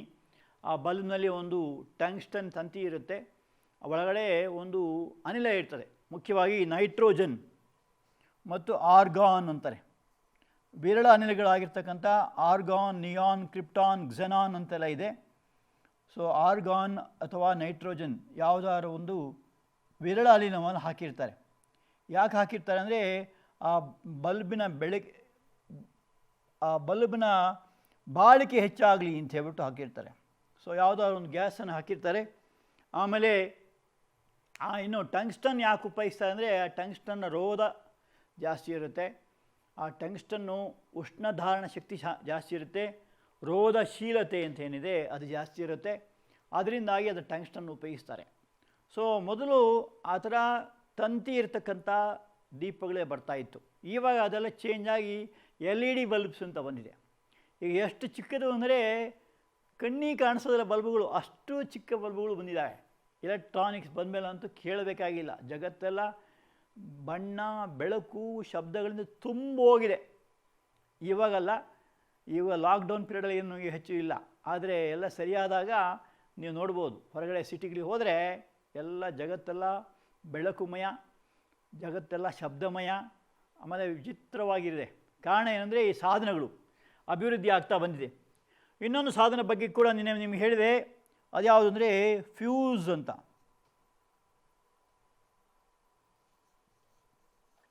ಎಲೆಕ್ಟ್ರಿಕ್ ಫ್ಯೂಸ್ ಅಂತ. ಫ್ಯೂಸ್ ಅಂದರೆ ಬೇಗನೆ ಕರಗುವ ಪದಾರ್ಥ ಅಂತ ಹೇಳ್ಬಿಟ್ಟು. ಬೇಗನೆ ಕರಗುವ ಪದಾರ್ಥ ಫ್ಯೂಸ್. ಇದೊಂದು ಸೇಫ್ಟಿ ಡಿವೈಸ್. ಯಾವುದೇ ಒಂದು ವಿದ್ಯುತ್ ಮಂಡಲದಲ್ಲಿ ಬಹಳ ಸುರಕ್ಷಿತವಾಗಿ ಬೆಳಕಾದರೆ ಫ್ಯೂಸ್ ಬೇಕಾಗತ್ತೆ. ಇದನ್ನು ಮುಖ್ಯವಾಗಿ ಒಂದು ಮಿಶ್ರಲೋಹ, ಲೆಡ್ ಆ್ಯಂಡ್ ಟಿನ್, ಸೀಸಾ ಮತ್ತು ತವರಗಳಿಂದ ಮಾಡಲ್ಪಟ್ಟಂತಹ ಒಂದು ಮಿಶ್ರಲೋಹಗಳಿಂದ ಮಾಡ್ತಾರೆ. ಯಾಕೆ ಅಂತ ಕೇಳ್ಬೋದು. ಮಿಶ್ರಲೋಹ ಮಾಡಿದಾಗ ಏನಾಗುತ್ತೆ, ಅದರ ಕರಗುವ ಬಿಂದು ಕಡಿಮೆ ಆಗುತ್ತೆ, ಆದರೆ ಬಾಳಿಕೆ ಹೆಚ್ಚು ಬರುತ್ತೆ. ಸೊ ಅಲ್ಲಿ ಆ ಕರಗುವ ಬಿಂದು ಕಡಿಮೆ ಮಾಡೋ ಉದ್ದೇಶ ಏನು ಅಂದರೆ, ಒಂದು ವಿದ್ಯುತ್ ಪ್ರವಾಹ ಜಾಸ್ತಿ, ಉದಾಹರಣೆಗೆ ನಮಗೆ ಈಗ ಮಳೆಗಾಲದಲ್ಲಿ ಏನಾಗುತ್ತೆ, ಜಾಸ್ತಿ ಗಾಳಿ ಇರುತ್ತೆ, ಒಂದೊಂದು ಸಲ ಗುಡುಗು ಮಿಂಚು ಬರ್ತಿರ್ತದೆ. ಸೊ ವಿದ್ಯುತ್ ತುಂಬ ಏರುಪೇರಾಗ್ತಿರುತ್ತೆ. ಆ ಟೈಮ್ನಲ್ಲಿ ಒಂದು ಸ್ಥಿರವಾದ ವಿದ್ಯುತ್ ಬರಬೇಕಾದ್ರೆ ಅತಿ ಸುರಕ್ಷಿತ ಸಾಧನೆ ಬೇಕು. ಅದರಲ್ಲಿ ಫ್ಯೂಸ್ ಕೂಡ ಒಂದು. ಅದನ್ನು ನಾನು ನಿನ್ನೆ ತೋರಿಸಿದೆ ನಿಮಗೆ. ಒಂದು ತೆಳ್ಳಗಿರೋ ತಂತಿ ಇರುತ್ತೆ. ಈ ಹಳ್ಳಿಗಳು ಏನು ಮಾಡ್ತಾರೆ ಪಾಪ, ಅವ್ರಿಗೆ ಗೊತ್ತಿರೋದಿಲ್ಲ. ಫ್ಯೂಸ್ ಹೋಗ್ಬಿಟ್ರೆ ದಪ್ಪ ತಂತಿ ತೊಗೊಂಡು ಸೇರಿಸ್ಬಿಡ್ತಾರೆ. ಅದು ಬಹಳ ಅಪಾಯಕಾರಿ. ದಪ್ಪ ತಂತಿಯನ್ನು ಹಾಕಲೇಬಾರ್ದು, ಅತೀ ತೆಳ್ಳಗಿರೋ ತಂತಿ ತೊಗೋಬೇಕು. ಅದು ಇದರಿಂದ ಮಾಡಿದೆ, ಸೀಸಾ ಮತ್ತು ತವರ ಅಥವಾ ಇನ್ಯಾವುದೋ ಮಿಶ್ರಲೋಹಗಳು. ಅದರ ಏನು ಕರಗುವ ಬಿಂದು ತುಂಬ ಕಡಿಮೆ ಇರಬೇಕು. ಏನಕ್ಕೆ ಕಡಿಮೆ ಇರಬೇಕು ಅಂತ ಕೇಳ್ಬೋದು ನೀವು. ಉದಾಹರಣೆಗೆ ವಿದ್ಯುತ್ ಪ್ರವಾಹ ಹೆಚ್ಚಾಗಿ ಬಂದಾಗ ಅದು ಬೇಗನೆ ಕರಗುತ್ತೆ, ಆಗ ಫ್ಯೂಸ್ ಹೋಗುತ್ತೆ. ಫ್ಯೂಸ್ ಹೋದಾಗ ಮನೇಲಿರ್ತಕ್ಕಂಥ ಸಾಧನೆಗಳೇನಿದ್ದಾವೆ, ನಿಮ್ಮ ಟಿ ವಿ, ಬಾಯ್ಲರು, ಬಲ್ಬು, ಟ್ಯೂಬ್ಲೈಟ್ ಏನೇನಿದ್ದಾವೆ ಎಲ್ಲವೂ ಕೂಡ ಸೇಫಾಗಿರ್ತವೆ. ಅದು ಕರಗಿ ಹೋಗಿಲ್ಲ ಅಂತ ಇಟ್ಕೊಳ್ಳಿ, ಆವಾಗ ಏನಾಗುತ್ತೆ, ಈ ಸಿಸ್ಟಮ್ಸ್ ಎಲ್ಲ ಸುಟ್ಟೋಗುತ್ತೆ, ಇನ್ಕ್ಲೂಡಿಂಗ್ ಕಂಪ್ಯೂಟರ್ ಕೂಡ. ಈ ವಿದ್ಯುತ್ ಪ್ರವಾಹದಲ್ಲಿ ಹೆಚ್ಚು ಕಮ್ಮಿ ಆದಾಗ ಏನಾಗುತ್ತೆ, ಅದು ಇದಾಗುತ್ತೆ. ಸೊ ಅದರಿಂದ ವಿದ್ಯುತ್ ಸುರಕ್ಷತೆಗಾಗಿ ಉಪಯೋಗಿಸುವಂಥ ಒಂದು ಸಾಧನವೇ ಫ್ಯೂಸ್ ಅಂತಲೇ. ಇದಕ್ಕೆ ಹೊರಗಡೆಯಲ್ಲಿ ಅವಾಕನ್ನು ಮಾಡಿದ ಪಿಂಗಾಣಿ ನಾನು ನಿಮಗೆ ತೋರಿಸಿದ್ದೀನಿ ಹೇಗಿರುತ್ತೆ ಅಂತ. ಆ ಪಿಂಗಾಣಿಯ ಒಂದು ಭದ್ರವಾದ ಕವಚ ಇರುತ್ತೆ. ಅದರೊಳಗೆ ಒಂದು 2 ಪಿನ್ಸ್ ಇರ್ತದೆ, ಅದರೊಳಗೆ ಅದನ್ನು ಸಿಕ್ಕಿಸ್ಬೇಕಾಗತ್ತೆ. ನೀವು ಕೂಡ ಅದನ್ನು ಮಾಡೋದು ತಿಳ್ಕೊಳ್ಳಿ. ಇಷ್ಟೆಲ್ಲ ವಿದ್ಯುತ್ ಶಕ್ತಿ ಬಗ್ಗೆ ಓದಿ ನಿಮಗೆ ಏನಾದರೂ ವಾಟ್ ಈಸ್ ಯುವರ್ ಕಾಂಟ್ರಿಬ್ಯೂಷನ್ ಅಂತ, ನಿಮ್ಮ ಒಂದು ಸಹಾಯ ಏನು ಮನೆಗೆ. ಎಲ್ಲಿ ಕೂಡ ಸ್ವಿಚ್ ಆನ್ ಆಫ್ ಮಾಡಲಿಕ್ಕೆ ಬರುತ್ತೆ, ಸರಿನಾ? ಯಾವಾಗ ಬೇಕಾದ್ರೆ ಆನು, ಯಾವಾಗ ಬೇಕಾದ್ರೆ ಆಫು. ಸೊ ಅದು ಸಮಾನದ ಜೋಡಣೆಯಲ್ಲಿ ಬೇಕಾದಾಗ ಮಾತ್ರ ಎಲ್ಲಿ ಬೇಕಾದ್ರೆ ಮಾಡ್ಕೊಳಕ್ಕಾಗತ್ತೆ. ಎರಡನೇದಾಗಿ ಫ್ಯೂಸ್ ಹಾಕೋದನ್ನು ತಿಳ್ಕೊಬೋದು. ಮೂರನೇದಾಗಿ ಟೆಸ್ಟರ್ನಲ್ಲಿ ಯಾವುದೇ ಒಂದು ಶಾರ್ಟ್ ಸರ್ಕ್ಯೂಟ್ ಆದರೆ ಅದನ್ನು ಟೆಸ್ಟ್ ಮಾಡುವಂಥ ವಿಧಾನ ತಿಳ್ಕೊಬೇಕು. ಮತ್ತು ನೀವು ಸೇಫಾಗಿ ಮರದ ಹಲಿಗೆ ಮೇಲೆ ನಿಲ್ಲೋದು ಅಥವಾ ಗ್ಲೌಸ್ ಹಾಕ್ಕೊಳ್ಳೋದು. ಹೀಟರ್ ಸರ್ಕ್ಯೂಟ್ಸ್ ಎಲ್ಲ ಇದ್ದಾಗ ಗ್ಲೌಸ್ ಹಾಕ್ಕೊಂಡೇ ಮುಟ್ಟಬೇಕು. ಆಮೇಲೆ ನೀರೆಲ್ಲ ಹೆಚ್ಚು ಚೆಲ್ಲಬಾರ್ದು, ಆ ಕರೆಂಟ್ ಇರೋ ಜಾಗದಲ್ಲಿ ನೀರು ಚೆಲ್ಲಬಾರ್ದು. ಈ ಥರ ಎಲ್ಲ. ಹಾಗೆ ಟಿ ವಿಲಿ ಕೂಡ ಅಷ್ಟೇ, ಟಿ ವಿ ನೋಡುವಾಗ ಮುಂದೆ ಲೈಟ್ ಹಾಕಿರಬೇಕಾಗ್ತದೆ, ಡೈರೆಕ್ಟಾಗಿ ನೋಡಬಾರ್ದು, ಕಣ್ಣಿಗೆ ಭಾಳ ಎಫೆಕ್ಟು. ಡಿಸ್ಟೆನ್ಸ್ ಇಟ್ಕೊಬೇಕು. ಈ ಥರ ಎಲ್ಲ ಕೆಲವು ವಿದ್ಯುತ್ ಶಕ್ತಿ ಬಗ್ಗೆ ಸ್ವಲ್ಪ ತಿಳ್ಕೊಂಡು ಅದನ್ನು ನೀವು ಅನುಷ್ಠಾನ ತರಬೇಕು. ಆವಾಗಲೇ ಇದು ಕಲ್ತೋದಕ್ಕೆ ಸಾರ್ಥಕ. ಓಕೆನಾ? ಈಗ ಕೊನೆಯ ವಿಷಯ ಬರೋಣ ಅಂತೆ, ಅದು ವಿದ್ಯುತ್ ಸಾಮರ್ಥ್ಯ ಅಂತ ಹೇಳ್ಬಿಟ್ಟು. ನಾವು ನಿನ್ನೆ ದಿವಸ ಜೌಲ್ ನಿಯಮ ಪ್ರಕಾರ H=I²RT ಅಂತ ನೋಡಿದ್ದೀವಿ. ಸೊ ಆ ಸೂತ್ರದಲ್ಲಿ H=I²RT ಈ ಸೂತ್ರ ನೋಡಿದ್ದೀವಿ. ಇದು H ಅಂದರೆ ಯಾವುದೇ ಒಂದು ಸಾಧನೆ ಉಂಟಾಗುವಂಥ ಉಷ್ಣ ಅಥವಾ ಮಾಡಿದ ಕೆಲಸ ಅಂತ ಕರಿಬೋದು. ಉಷ್ಣ ಅಥವಾ ಕೆಲಸ ಎರಡಕ್ಕೂ ಆಗುತ್ತೆ. ಸೊ ಈ ಸೂತ್ರದಲ್ಲಿ ಈ ಒಂದು ಕೆಲಸದ ದರ ಏನಿದೆ, ಸೊ ವಿದ್ಯುತ್ ಮಂಡಲದಲ್ಲಿ ಶಕ್ತಿ ಬಳಕೆಯಾಗುವ ಅಥವಾ ಕ್ಷೀಣಿಸುವ ದರ. ದರ ಅಂದ್ರೇನು? ರೇಟ್ ಆಫ್ ವರ್ಕ್ ಡನ್ ಅಂತ. H/T H/T ಅಥವಾ I²R/T ಅಂತ ಕರೀಬೋದು. ಅದನ್ನು ಒಂದು ಹೆಸರಿಗೆ ಕರೀತಾರೆ ಸಾಮರ್ಥ್ಯ ಅಂತ. ಅದನ್ನೇ ಪವರ್ ಅಂತ ಹೇಳ್ತಾರೆ. Electric power is equal to I²RT/T ಆಗುತ್ತೆ. ಸೊ ಟಿ ಕ್ಯಾನ್ಸಲ್ ಆದಾಗ I²R ಅಂತ ಬರುತ್ತೆ. ಸೊ ಇಲ್ಲಿ V is equal to RI ಅಂತ ಸೂತ್ರ ಗೊತ್ತಿದೆ. ಸೊ ಅದರಿಂದ ಏನಾಗ್ತದೆ, P is equal to V into I ಅಂತ. ಬಹಳ ಮುಖ್ಯವಾದ ಸೂತ್ರ ಇದು. So P is equal to V into I. ಇಲ್ಲಿ V ಅಂದ್ರೇನು? E ಅಂದರೆ ವೋಲ್ಟತೆ ಅಥವಾ ವಿಭವಾಂತರ. ಹೆಂಗೆ ಅಳಿತಾರೆ? ಕರೆಕ್ಟಾಗಿ ನೋಡ್ಕೊಳ್ಳಿ. V ಅಂದರೆ ವಿಭವಾಂತರ. ಯಾವ ಸಾಧನ ಹೆಸರೇನು? Volt meter. ಅವತ್ತು ನಿಮಗೆ ತೋರಿಸಿದ್ದೀನಿ. ಸೊ ಮಾನ ಬಂದು ವೋಲ್ಟ್. I ಅಂದ್ರೇನು? ವಿದ್ಯುತ್ ಪ್ರವಾಹ. ಹೆಂಗೆ ಅಳಿತಾರೆ? ಆ್ಯಂಪೀರ್ ಅಳಿತಾರೆ. ಸಾಧನ ಯಾವುದು? ಆ್ಯಮ್ಮೀಟರ್, ಆ್ಯಮ್ಸ್ ಎ. ಆರ್ ಅಂದ್ರೇನು?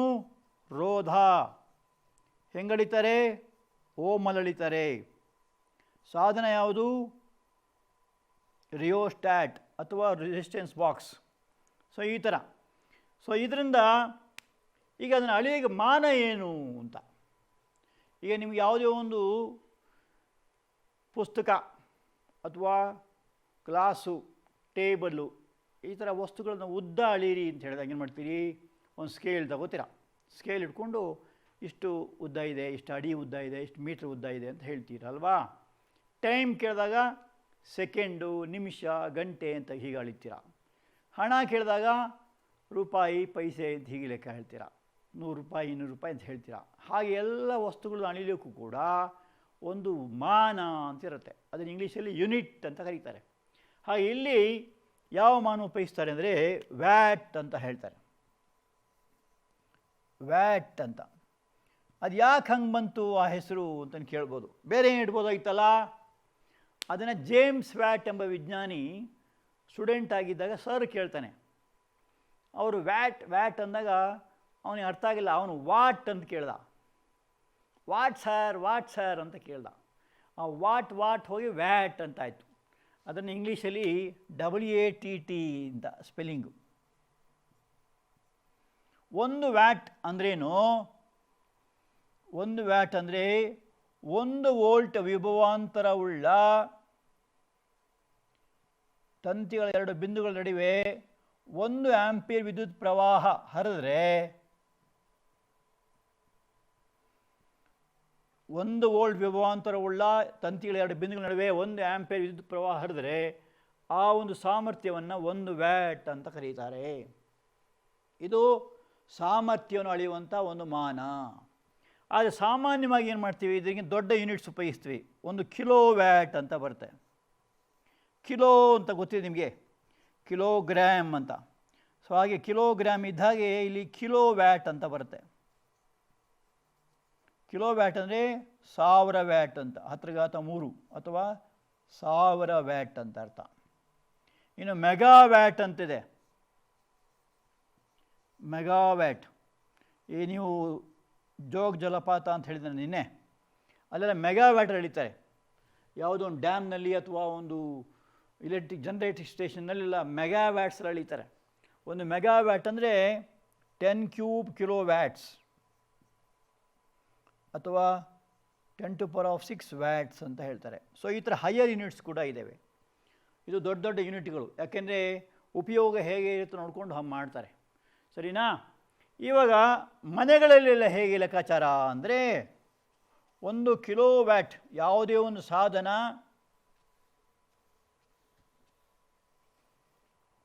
1 ಕಿಲೋ ವ್ಯಾಟ್ ಪ್ರತಿ ಗಂಟೆಗೆ ಖರ್ಚಾದರೆ ಅದಕ್ಕೇನಂತಾರೆ? 1 ಯೂನಿಟ್ ಅಂತ ಕರೀತಾರೆ. 1 ಯೂನಿಟ್ ಕರೆಂಟ್ ಅಂತ.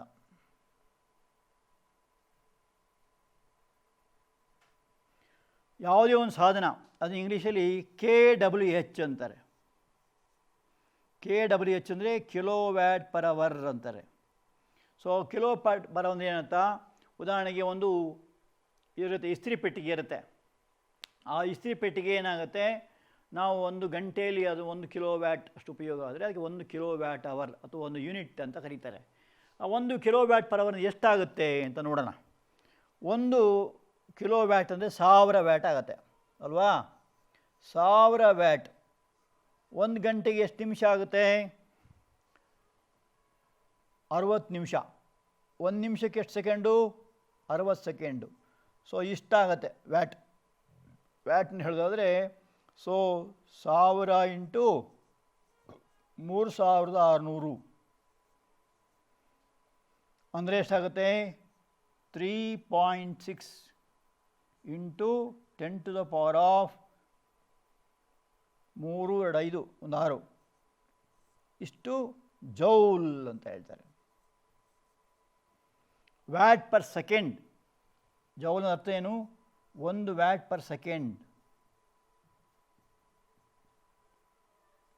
1 ವ್ಯಾಟ್ ಪರ್ ಸೆಕೆಂಡಿಗೆ 1 ಜೌಲ್ ಅಂತ ಕರೀತಾರೆ.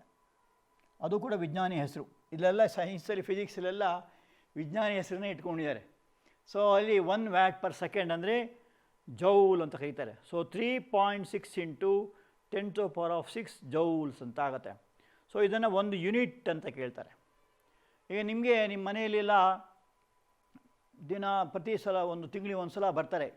ಈಗ ಉದಾಹರಣೆಗೆ ಈ ಬೆಂಗಳೂರು ಏರಿಯಾದಲ್ಲಿ ಬೆಸ್ಕಾಮ್ ಅಂತಿದೆ, ಮಂಗಳೂರು ಏರಿಯಾದಲ್ಲಿ ಮೆಸ್ಕಾಮ್ ಅಂತಿದೆ, ಹುಬ್ಬಳ್ಳಿ ಏರಿಯಾ ಉತ್ತರ ಕರ್ನಾಟಕದಲ್ಲೆಲ್ಲ ಹೆಸ್ಕಾಮ್ ಅಂತಿದೆ.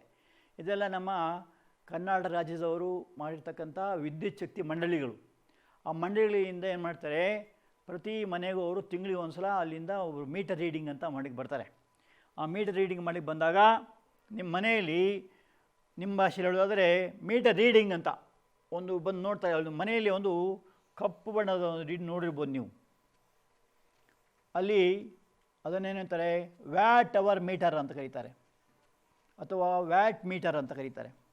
ಆ ವ್ಯಾಟ್ ಮೀಟರಲ್ಲಿ ಅವರು ಗುರ್ತಾಕೊಳ್ತಾರೆ ಇನಿಷಿಯಲ್ ರೀಡಿಂಗು, ಫೈನಲ್ ರೀಡಿಂಗು ಅಂತ.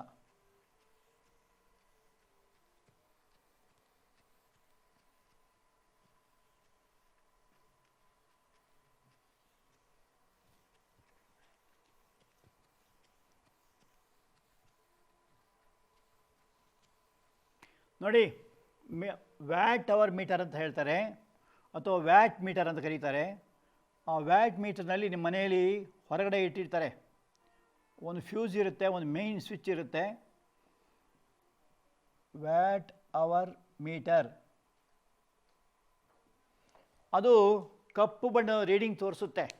ಅದರೊಂದು ಕೆಂಪು ಚಕ್ರ ಓಡೋದು ನೋಡೋದು ನೀವು. ಅದರಲ್ಲಿ 5 ಡಿಜಿಟ್ಸ್ ಇರುತ್ತೆ. 6ನೇ ಡಿಜಿಟ್ಸ್ ಕೆಂಪು ಚೌಕದೊಳಗಿರುತ್ತೆ. ಅದು ನಿಮ್ಮ ಮನೆಯಲ್ಲಿ ನೀವು ಸ್ವಿಚ್ ಆನ್ ಮಾಡಿದಾಗ, ಕರೆಂಟ್ ಯಾವುದೇ ಸಾಧನ ಓಪನ್ ಮಾಡಿದಾಗ ತಿರ್ಗಕ್ಕೆ ಶುರುವಾಗುತ್ತೆ. ಆ ತಿರ್ಗಕ್ಕೆ ಶುರುವಾದಾಗ ಇನಿಷಿಯಲ್ ರೀಡಿಂಗ್ ಅಂತ, ಸ್ಟಾರ್ಟಿಂಗ್ ರೀಡಿಂಗನ್ನು ನೋಡ್ತಾರೆ. ಉದಾಹರಣೆಗೆ ಅವರು 1ನೇ ತಾರೀಕು ಬಂದರೆ, ಈಗ ಜೂನ್ 1ಕ್ಕೆ ಬರ್ತಾರೆ ಅಂತ ತಿಳ್ಕೊಳ್ಳಿ. ಆ 1ನೇ ತಾರೀಕು ಬಂದಾಗ ಇನಿಷಿಯಲ್ ರೀಡಿಂಗ್ ಅಂತ ನೋಡ್ತಾರೆ.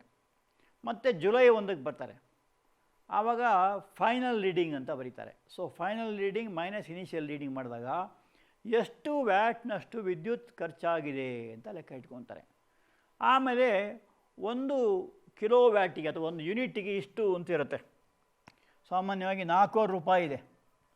1 ಯೂನಿಟಿಗೆ 4 ರೂಪೀಸಿಂದ 4 ಪಾಯಿಂಟ್ ಸಮಥಿಂಗ್ ಇರುತ್ತೆ. 450 ಅಂತ ತಿಳ್ಕೊಳ್ಳಿ.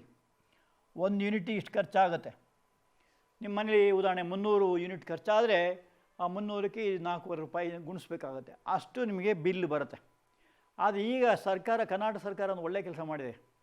ಈ ಕೃಷಿಕರಿಗೆ, ಅಂದರೆ ರೈತರಿಗೆಲ್ಲ ಏನು ಮಾಡಿದರೆ, ಪಂಪ್ ಸೆಟ್ಟಿಗೆಲ್ಲ ಚಾರ್ಜ್ ಎಲ್ಲ ಫ್ರೀ ಮಾಡಿದ್ದಾರೆ.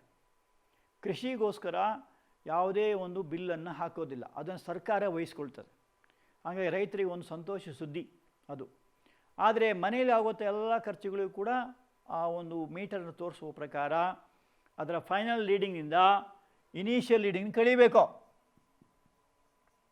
Final reading minus initial reading, ಆರಂಭದ ಲೆಕ್ಕ ಕೊನೆಯ ಲೆಕ್ಕ, ಕೊನೆಯ ಲೆಕ್ಕದಿಂದ ಆರಂಭಕ್ಕೆ ಕಳೀತಾರೆ. ಅದು ಎಷ್ಟು ಯೂನಿಟ್ ಬರುತ್ತೆ ನೋಡ್ತಾರೆ. ಆ ಯೂನಿಟನ್ನು 4 ರೂಪಾಯಿ ಹಾಗೆ, ಅಥವಾ ಕೆಲವೊಮ್ಮೆ 6 ರೂಪಾಯಿ, ಕೆಲವೊಮ್ಮೆ 8 ರೂಪಾಯಿ, ಹೀಗೆಲ್ಲ ಇರ್ತದೆ, ಬೇರೆ ಬೇರೆ ಥರ ರೇಟ್ ಇರ್ತದೆ. ಆ ಥರ ಇದರಿಂದ ಗುಣಿಸ್ತಾರೆ.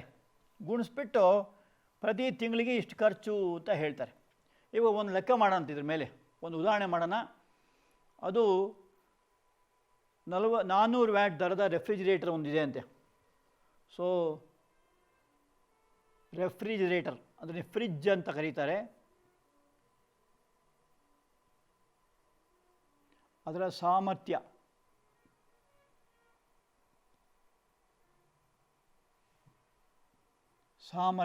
ಪಿ ಅಂತ ಕರೀತಾರೆ.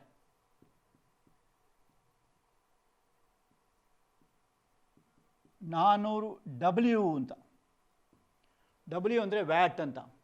ದಿನಕ್ಕೆ 8 ಗಂಟೆಗೆ ಅದು ಉಪಯೋಗಿಸ್ತಾರಂತೆ.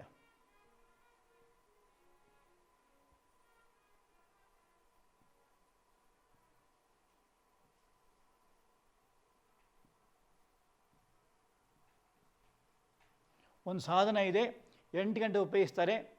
1 ಕಿಲೋ ವ್ಯಾಟಿಗೆ ₹3 ಅಂತೆ. 30 ದಿವಸಕ್ಕೆ ಎಷ್ಟು ಅಂತ ಕೇಳಿದ್ದಾರೆ. ಸೊ ₹3 ಒಂದು ಯೂನಿಟಿಗೆ.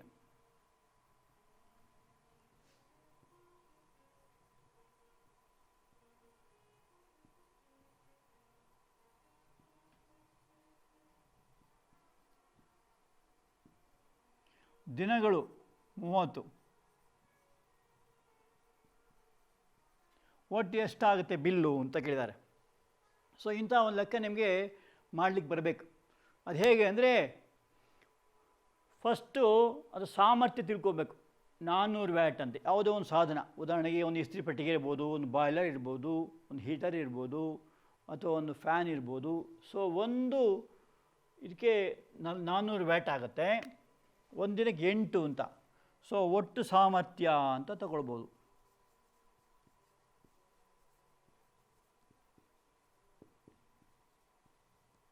ಒಟ್ಟು ವಿದ್ಯುತ್ ಸಾಮರ್ಥ್ಯ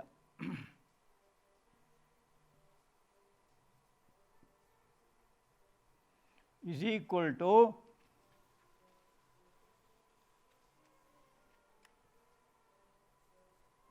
ವಿದ್ಯುತ್ ಅಂತ ಯಾಕೆ ಬರೀಬೇಕು ಅಂದರೆ ಕರೆಂಟ್ ಉಪಯೋಗಿಸ್ತೀವಿ ಅಲ್ಲಿ, ಅದಕ್ಕೋಸ್ಕರ. ಅದರ ಒಂದು ದಿನ ಇದು 400 ವ್ಯಾಟು 8 ಗಂಟೆಗೆ. ಆಮೇಲೆ ಎಷ್ಟಾಗುತ್ತೆ ಅದು? 3200 ಆಗುತ್ತೆ ಅಲ್ವಾ ಒಂದು ದಿನಕ್ಕೆ. 3200 ಒಂದು ದಿನಕ್ಕೆ ಆಗುತ್ತೆ. ಸೊ ಒಂದು ದಿನಕ್ಕೆ ಉಪಯೋಗಿಸುವ ವಿದ್ಯುತ್ ಸಾಮರ್ಥ್ಯ ಇಷ್ಟೇನಾಗುತ್ತೆ? ಅದು ವ್ಯಾಟ್ ಆಗುತ್ತೆ ಅಲ್ವಾ. ಆಮೇಲೆ ಒಂದು ತಿಂಗಳಿಗೆ ಎಷ್ಟಾಗುತ್ತೆ ಅಂತ.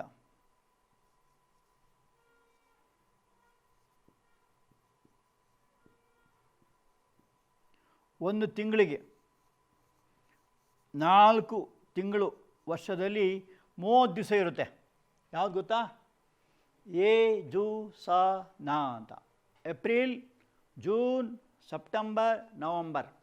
ಆ 4 ತಿಂಗಳಲ್ಲಿ 4 ತಿಂಗಳ ವರ್ಷದಲ್ಲಿ ಏನಾಗುತ್ತೆ? ಅವುಗಳು 30 ದಿವಸ ಇರುತ್ತೆ. ಸೊ 30 ದಿವಸ. ಸೊ ಒಂದು ತಿಂಗಳಲ್ಲಿ ವಿದ್ಯುತ್ ಸಾಮರ್ಥ್ಯ ಖರ್ಚಾಗುವ ವಿದ್ಯುತ್ ಸಾಮರ್ಥ್ಯ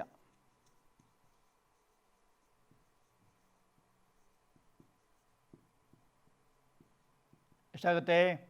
ಒಂದು ತಿಂಗಳು ಅಂದರೆ 3200 ಗುಣಿಸು 30 ಮಾಡಿದಾಗ ನಿಮಗೆ 90,000 ವ್ಯಾಟ್ಸ್ ಬರುತ್ತೆ. 96,000 ವ್ಯಾಟ್. ಅದನ್ನು ಯೂನಿಟ್ ಕನ್ವರ್ಟ್ ಮಾಡ್ಕೋಬೇಕು. ಹೆಂಗೆ ಯೂನಿಟ್ ಕನ್ವರ್ಟ್ ಮಾಡೋದು?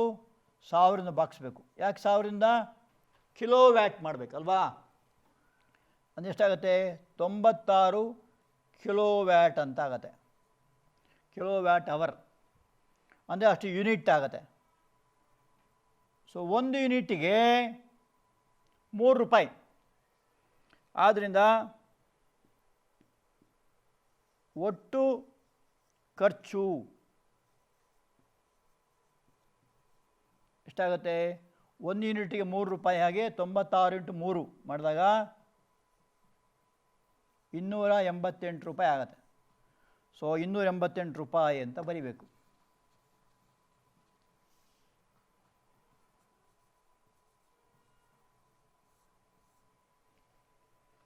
$96 × 3 ಅರ್ಥ ಆಯ್ತಲ್ಲ? ನೋಡಿ ಇನ್ನೊಮ್ಮೆ ಹೇಳ್ತೀನಿ. ಒಂದು ಇದರ ಸಾಮರ್ಥ್ಯ 400 ವ್ಯಾಟು. ಅದು 8 ಗಂಟೆ ಒಂದು ದಿನಕ್ಕೆ ಉಪಯೋಗಿಸಲ್ಪಡ್ತದೆ. ಆಮೇಲೆ ಅಂದರೆ ಎಷ್ಟಾಗುತ್ತೆ? 400 × 8 ಮಾಡಬೇಕು. 3200 ವ್ಯಾಟ್ ಆಗುತ್ತೆ. ಆ 3200 ವ್ಯಾಟನ್ನು ಒಂದು ತಿಂಗಳಿಗೆ ಮಾಡಬೇಕು. ಆಗ 96,000 ವ್ಯಾಟ್ ಬರುತ್ತೆ. ಅದನ್ನು ಕಿಲೋ ವ್ಯಾಟ್ ಮಾಡಬೇಕು. ಇಂಪಾರ್ಟೆಂಟ್ ಸ್ಟೆಪ್ ಇದು. ಯಾಕೆಂದರೆ ಯೂನಿಟ್ ಅಂದರೆ ಅರ್ಥ ಏನು? 1 ಕಿಲೋ ವ್ಯಾಟ್ ಅಂತ ಅರ್ಥ. 1 ಕಿಲೋ ವ್ಯಾಟ್ ಪರ್ ಅವರ್ ಅಂದರೆ 1000 ವ್ಯಾಟ್ ಆಗುತ್ತೆ. ಅದಕ್ಕೋಸ್ಕರ 1000 ಬಾಕ್ಸ್ ಇದ್ದಿದ್ದು. 96 ಕಿಲೋ ವ್ಯಾಟ್ ಅದು ಯೂನಿಟ್ ಆಗುತ್ತೆ. ಸೊ 1 ಯೂನಿಟ್ಗೆ 3 ರೂಪಾಯಿ. ಹಾಗೆ 96 × 3 ಮಾಡಿದಾಗ 288 ರೂಪಾಯಿ ಆಗುತ್ತೆ. ಸೊ ಒಟ್ಟು ಖರ್ಚು ಅಷ್ಟಾಗುತ್ತೆ. ಇದರ ಆಧಾರದಲ್ಲಿ ನಿಮಗೆ ಒಂದು ಪ್ರಾಜೆಕ್ಟ್ ವರ್ಕ್ ಹೇಳ್ತೀನಿ. ಏನು ಪ್ರಾಜೆಕ್ಟ್ ವರ್ಕ್ ಅಂದರೆ, ನೀವು ಮನೆಗಳಿಗೆ ಹೋದಾಗ ಮನೇಲೇ ಇರ್ತೀರ, ಸದ್ಯಕ್ಕೆ ಮನೇಲೇ ಇದ್ದೀರಾ, ಏನು ಮಾಡಬೇಕು, ಮನೆಯಲ್ಲಿ ಏನೇನು ವಿದ್ಯುತ್ ಸಾಧನ ಇದೆ ಎಲ್ಲ ಪಟ್ಟಿ ಮಾಡಬೇಕು. ಪಟ್ಟಿ ಮಾಡಿಬಿಟ್ಟು ಎಷ್ಟೆಷ್ಟಿದೆ ಅಂತ ಮಾಡಬೇಕು. ಅದನ್ನು ಕೂಡ ನಿಮಗೆ ಈಗ ಪರಿಚಯ ಮಾಡ್ತೀನಿ. ಸೊ ಇದು ಬರ್ಕೊಂಡ್ರಲ್ಲ ಎಲ್ಲ.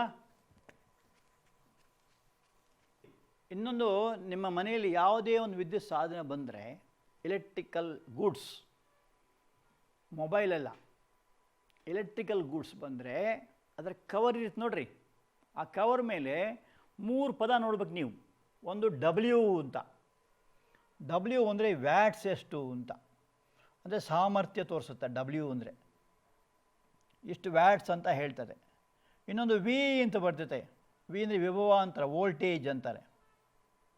ಇನ್ನೊಂದು ಎ ಅಂತ ಬರೆದಿರ್ತಾರೆ, ಆ್ಯಮ್ಸ್ ಅಂತಾರೆ. ಅದು ವಿದ್ಯುತ್ ಪ್ರವಾಹ ತೋರಿಸುತ್ತೆ. ಯಾವುದೇ ಒಂದು ಪ್ಯಾಕೆಟ್ ಬರಲಿ, ಒಂದು ಇಸ್ತ್ರಿ ಪೆಟ್ಟಿಗೆ ಬರಲಿ, ಅಥವಾ ಒಂದು ಇದು ಬರಲಿ, ಬಾಯ್ಲರ್ ಬರಲಿ, ಏನೇ ಬರಲಿ, ನಿಮಗೆ ಈ 3 ಅದರಲ್ಲಿ ಇರ್ತದೆ ನೋಡಿ. ಈಗ ಒಂದು ಉದಾಹರಣೆ ಕೊಡ್ತಾ ಇದ್ದೀನಿ. ಒಂದು ಬಲ್ಬ್ನ ಮೇಲೆ 100W 220V ಅಂತ ಬರೆದಿದೆ. ಅದೇನು ತೋರಿಸುತ್ತೆ ಅಂತ ಕೇಳಿದ್ದಾರೆ. ನಿಮಗೆ ಹೆಚ್ಚಿನ ಗೊತ್ತಾಗ್ಬೋದು ಇದನ್ನ. ಏನಂದರೆ ಡಬ್ಲ್ಯೂ ಏನು ತೋರಿಸುತ್ತೆ? ಸಾಮರ್ಥ್ಯ ತೋರಿಸುತ್ತೆ ಅಲ್ವಾ? ಸೊ ಹಾಗಾದರೆ ಏನು ಬರಿಬೇಕಾದ್ರೆ, ಫಸ್ಟ್ ಉತ್ತರ ಬಲ್ಬಿನ ಸಾಮರ್ಥ್ಯ.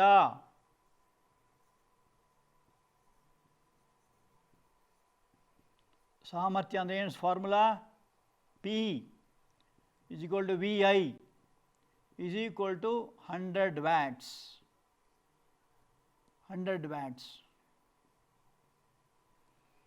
100 ವ್ಯಾಟ್ಸ್ ಅಲ್ವಾ? 220V ಏನು ತೋರಿಸುತ್ತೆ? ವಿಭವಾಂತರ. ವಿಭವಾಂತರ ಅಂದ್ರೇನು? V 220 volts. ಏನು ಕೇಳ್ತಾ ಇದ್ದಾರೆ? ವಿದ್ಯುತ್ ಪ್ರವಾಹ. ಅದಕ್ಕೆ ಐ ಅಂತ ಕರೀತಾರೆ. ಎಷ್ಟು ಅಂತ ಕೇಳ್ತಾರೆ. ಹೆಂಗೆ ಮಾಡೋದು? 220V ಇದೆ, ಅದಕ್ಕೆ ಏನು ಮಾಡಬೇಕು? ಐ ಬೇಕಾದರೆ, ಸೊ P = VI ಸೂತ್ರದಲ್ಲಿ ಐ ಬೇಕಾದರೆ P/V ಮಾಡಬೇಕು ಅಲ್ವಾ? P ಅಂದರೆ ಎಷ್ಟು? 100. V ಅಂದರೆ ಎಷ್ಟು? 220. ಕ್ಯಾನ್ಸಲ್ ಮಾಡಿದರೆ ನಿಮಗೆ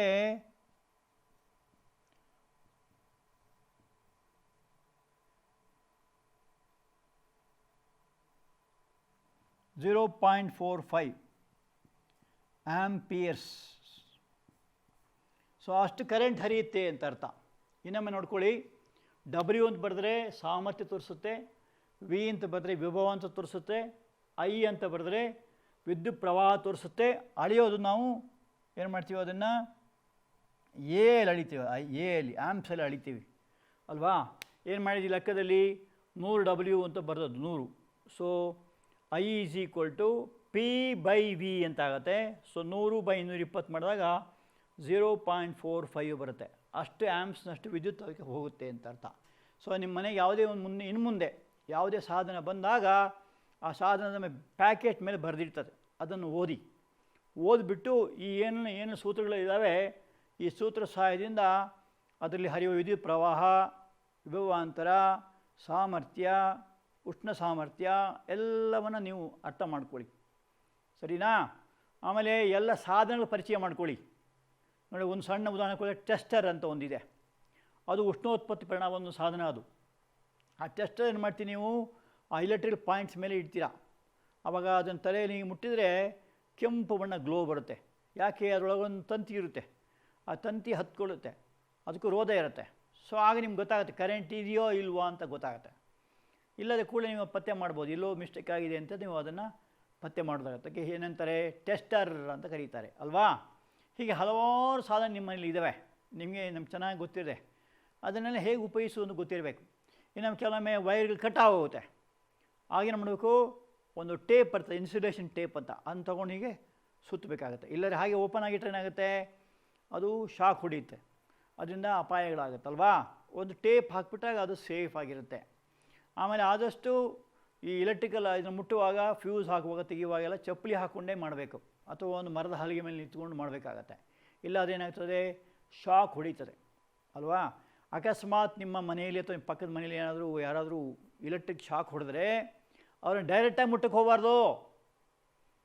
ಏನಾಗುತ್ತೆ, ನಿಮಗೂ ಬರುತ್ತೆ. ನಮ್ಮ ದೇಹ ಇದೆಯಲ್ಲ ಉತ್ತಮ ವಿದ್ಯುತ್ ವಾಹಕ, ಇದು ನಮ್ಮ ಮೂಲಕ ಕರೆಂಟ್ ಹರಿಯುತ್ತೆ, ಅದನ್ನೇ ಶಾಕ್ ಅಂತ ಹೇಳ್ತಾರೆ. ಅದ್ರ ಬಗ್ಗೆ ನಾವು ಮುಂದೆ ಹೇಳ್ತೀವಿ. ಸೊ ಎಲೆಕ್ಟ್ರಿಕ್ ಶಾಕ್ ಆಗುತ್ತೆ. ಅವಾಗ ಏನು ಮಾಡಬೇಕು, ಫಸ್ಟ್ ಯಾರು ಶಾಕ್ ಬರೀತದೋ ಅವರಿಗೆ ಈ ಸಂಪರ್ಕ ತೆಗಿಬೇಕು. ಅದಕ್ಕೊಂದು ಒಣಗಿದ ಮರದ ಹಲಿಗೆ ತೊಗೋಬೇಕು, ಅಥವಾ ಯಾವುದಾದ್ರು ಒಂದು ಚಪ್ಪಲಿ ಆದರೂ ಅಡ್ಡಿಲ್ಲ, ಅವನ ಕೈಯನ್ನು ಬಿಡಿಸ್ಬೇಕು. ಅದರಿಂದ ನೀವು ಮುಟ್ಲಿಕ್ಕೆ ಹೋಗಬಾರ್ದು, ಅವನ್ನ ಮುಟ್ಟಿ ನಿಮಗೂ ಶಾಕ್ ಬಡೀತದೆ. ನೀವು ಗ್ಲೌಸ್ ಹಾಕ್ಕೊಬೇಕು, ಇಲ್ಲ ಚಪ್ಪಲಿ ಹಾಕ್ಕೊಬೇಕು, ಇಲ್ಲ ಹಲಿಗೆ ಇಟ್ಕೊಬೇಕು. ಒಣಗಿದ ಹಲಿಗೆ, ಒದ್ದೆ ಹಲಿಗೆ ಇಟ್ಕೊಬಾರ್ದು, ಒದ್ದೆ ಚಪ್ಪಲಿ ಹಾಕ್ಕೊಬಾರ್ದು. ಆವಾಗ ಶಾಕ್ ಬಂದವನಿಗೆ ಅದನ್ನು ಬಿಡಿಸೋದಾಗುತ್ತೆ ಅಲ್ವಾ. ಈ ಥರ ಕೆಲವೆಲ್ಲ ಪ್ರಿಕಾಷನ್ಸ್ ಅಂತ ತಗೋಬೇಕಾಗುತ್ತೆ. ಸೊ ಶಾಕ್ ಬಂದಾಗ ಅದು ನಮಗೆ ವಿದ್ಯುತ್ ಪ್ರವಾಹ ನಮ್ಮ ಮೂಲಕ ಹರಿದಾಗ ರಕ್ತನೇ ಒಂಥರ ಸ್ತಬ್ಧ ಆಗುತ್ತೆ ಅಲ್ವಾ. ಇವಾಗ ಒಂದು ಪ್ರಾಜೆಕ್ಟ್ ವರ್ಕ್ ನಿಮ್ಗೆ ಕೊಡ್ತೀನಿ.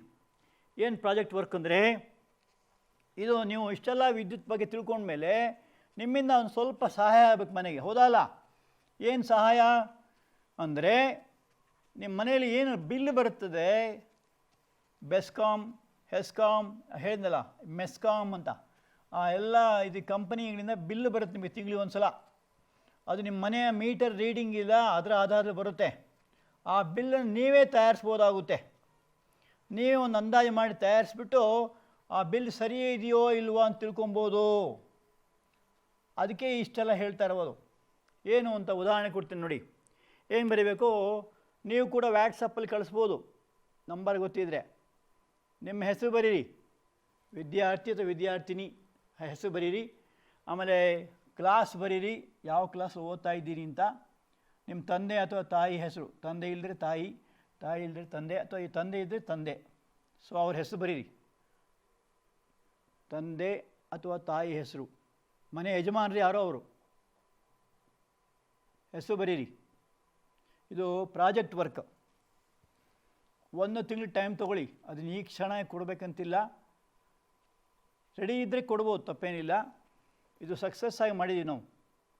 ಸೊ ಪ್ರಾಜೆಕ್ಟ್ ನಿಮಗೆ ಇದಕ್ಕೆ ಮಾರ್ಕ್ಸ್ ಕೂಡ ಇದೆ. SLCನಲ್ಲಿ 20 ಮಾರ್ಕ್ ಇಟ್ಟಿದ್ದಾರೆ ಪ್ರಾಜೆಕ್ಟ್ ವರ್ಕ್.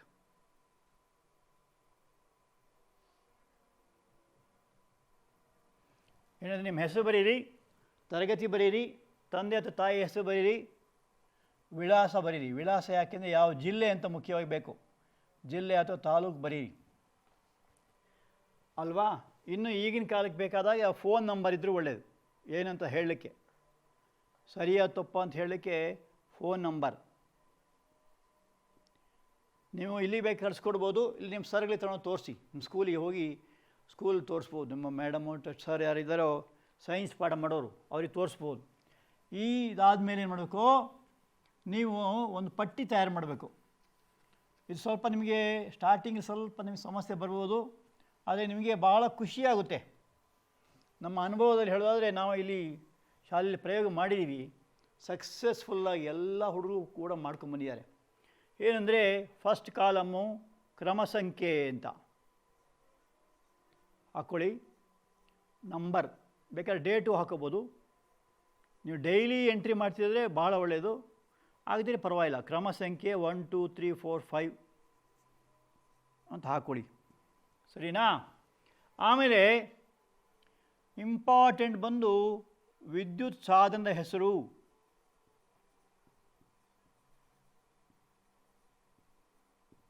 ಸಾಧನ ಅಂದರೆ ಏನರ್ಥ, ಇಲೆಕ್ಟ್ರಿಕಲ್ ಇನ್ಸ್ಟ್ರೂಮೆಂಟ್ ಯಾವುದ್ಯಾವ್ದು ಹೆಸರು. ಒಂದು ಉದಾಹರಣೆ ಕೊಡ್ತೀನಿ. ಟ್ಯೂಬ್ ಲೈಟ್ ಅಂತ ಒಂದು ಸಾಧನ. ಎಲ್ಲರ ಮನೆ ಟ್ಯೂಬ್ಲೈಟ್ ಇರ್ತದೆ, ಇಲ್ಲೋದ್ರೆ ನಿಮಗೆ LED ಬಲ್ಬ್ಸ್ ಬರ್ತದೆ. ಸೊ ಆ ಟ್ಯೂಬ್ಲೈಟ್ ಹಾಕೋದು. ಆಮೇಲೆ ಎಷ್ಟಿದ್ದಾವೆ ಅಂತ ಅದರ ಸಂಖ್ಯೆ ಬರಿಬೇಕು. ಮನೆಯಲ್ಲಿ ಒಟ್ಟು ಎಷ್ಟು ವಿದ್ಯುತ್ ಸಾಧನಗಳಿದ್ದಾವೆ ಅಂತ ಬರಿಬೇಕು. ಸೊ ಉದಾಹರಣೆಗೆ ನಿಮ್ಮ ಮನೆಯಲ್ಲಿ 6 ಇದ್ದರೆ 6, 8, 10 ಎಷ್ಟು ಬರುತ್ತೋ ಅಷ್ಟೋ ಆ ಸಾಧನ ಬರೀರಿ, ಸರಿನಾ? ಆಮೇಲೆ ನೆಕ್ಸ್ಟ್ ಬರಿಬೇಕಾದ್ದು ಪ್ರತಿಯೊಂದರ ಸಾಮರ್ಥ್ಯ ಬರಿಬೇಕು. ಎಷ್ಟು ವ್ಯಾಟ್ಸ್ ಅಂತ ಸಾಮರ್ಥ್ಯ ವ್ಯಾಟಲ್ಲಿ ಆ ಸಾಮರ್ಥ್ಯ ಬರೀರಿ.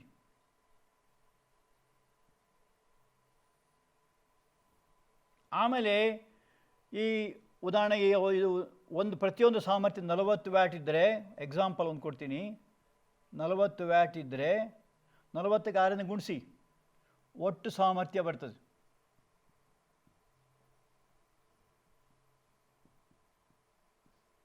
ನಲವತ್ತು ಇಂಟು 6 240 ಬರುತ್ತೆ. ಸೊ ಒಂದು ಉದಾಹರಣೆ ಕೊಟ್ಟೆ ನಿಮಗೆ. ಅದೇ ಥರ ಹೀಟರು, ಬಾಯ್ಲರು, ಫ್ಯಾನು ಎಲ್ಲ ಸಾಧನ ಲಿಸ್ಟ್ ಮಾಡಿ, ಮನೇಲಿರೋದು ಎಲ್ಲ ಲಿಸ್ಟ್ ಮಾಡಿ, ಯಾವುದಿದೆಯಾವುದು ಎಲ್ಲ ಲಿಸ್ಟ್ ಮಾಡಿ, ಅದು ಎಷ್ಟು ವ್ಯಾಟ್ಸ್ ಅಂತ ಬರೀರಿ. ಆಮೇಲೆ ಇದಕ್ಕೆ ಇದನ್ನು ಗುಣಿಸಿ, ಇದರಿಂದ ಎಲ್ಲ ಒಟ್ಟು ಟೋಟ್ಲು ಮಾಡಿ. ಟೋಟ್ಲು ಮಾಡಿದಾಗ ನಿಮಗೆ ಉತ್ತರ ಏನು ಮಾಡ್ತದೆ, ಕೊನೆಯಲ್ಲಿ ವ್ಯಾಟ್ಸಲ್ಲಿ ಬರುತ್ತೆ. ಉದಾಹರಣೆಗೆ ಈಗ 1,00,000 ವ್ಯಾಟ್ ಬನ್ನಿ ಅಂತ ತಿಳ್ಕೊಳ್ಳಿ. 1,00,000 ವ್ಯಾಟ್ ಬಂದಾಗ ಅದನ್ನು 1000ರಿಂದ ಭಾಗಿಸಿ. ಯಾಕೆ 1000ರಿಂದ ಭಾಗಿಸ್ಬೇಕು? ಕಿಲೋ ವ್ಯಾಟ್ ಮಾಡಬೇಕು. ಸೊ ಕೊನೆಗೆ ಬರೋದನ್ನು ಕಿಲೋ ವ್ಯಾಟ್ ಮಾಡ್ಕೋಬೇಕಾಗತ್ತೆ. ಆಮೇಲೆ ಎಷ್ಟು ಗಂಟೆ ಉರಿಯುತ್ತೆ ಅಂತ ಅದು ಒಂದು ಕಾಲಮ್ ಬರಬೇಕಾಗತ್ತೆ. ಒಂದು ದಿನಕ್ಕೆ ಎಷ್ಟು ಗಂಟೆ ಉರಿಯುತ್ತೆ ಅಂತ.